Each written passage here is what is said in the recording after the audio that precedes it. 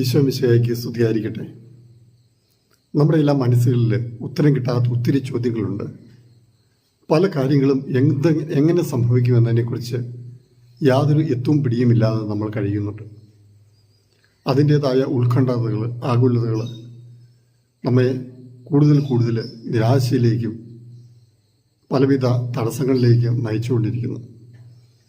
പരിശുദ്ധ അമ്മ ഈ ഒരു ചോദ്യം ഉന്നയിച്ചു, ഇതെങ്ങനെ സംഭവിക്കും? ഞാൻ പുരുഷനെ അറിയുന്നില്ലല്ലോ. മംഗളവാർത്ത ശ്രമിച്ചപ്പോൾ ആ സംശയം അവളുടെ മനസ്സിലുള്ളതായി.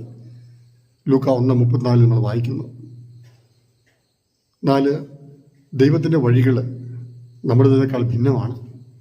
യെശയ്യാ പ്രവചനം 55:8-9 വചനം പറയുന്നു, കർത്താവ് പറയുന്നു, എൻ്റെ ചിന്തകൾ നിങ്ങളുടെ ചിന്ത പോലെയല്ല, നിങ്ങളുടെ വഴികൾ എൻ്റെ വഴി പോലെയുമല്ല.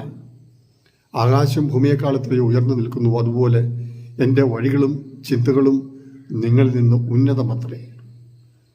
ജെറമ്യാ പ്രവചനം 32:27 വചനം പറയുന്നു, ഞാൻ ആകാശവും ഭൂമിയും നിറഞ്ഞു നിൽക്കുന്നവനല്ലേ, എനിക്ക് എന്തെങ്കിലും അസാധ്യമായിട്ടുണ്ടോ? അതേ സഹോദരങ്ങളെ, ദൈവത്തിൻ്റെതായ വഴികളുണ്ട്, ദൈവത്തിൻ്റെതായ സമയമുണ്ട്, അവിടുത്തെതായ പദ്ധതികളുണ്ട്. അത് നമ്മുടെ നാശത്തിനുള്ള, നമ്മുടെ ക്ഷേമത്തിനുള്ള പദ്ധതികളാണ്. നമുക്ക് കാത്തിരിക്കാം. കർത്താവിന് അവൻ്റെ വഴിയിലൂടെ നമ്മെ നടത്തും. കർത്താവ് നമ്മെ സഹായിക്കും, നമ്മെ ഉയർത്തും.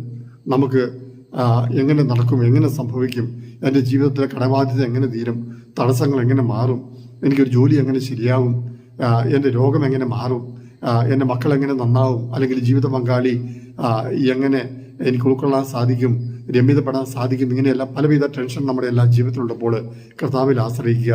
അവിടുന്ന് കരുതലുള്ളവനാണ്. അവിടുന്ന് അതിനായി വഴികൾ കാണുന്നു, ഒരുക്കുന്നു. അവിടുന്ന് നമ്മെ എല്ലാവരെയും അനുഗ്രഹിക്കും. ദൈവം അനുഗ്രഹിക്കട്ടെ. പിതാവിൻ്റെയും പുത്രൻ്റെയും പരിശുദ്ധാത്മാവിൻ്റെയും നാമത്തിൽ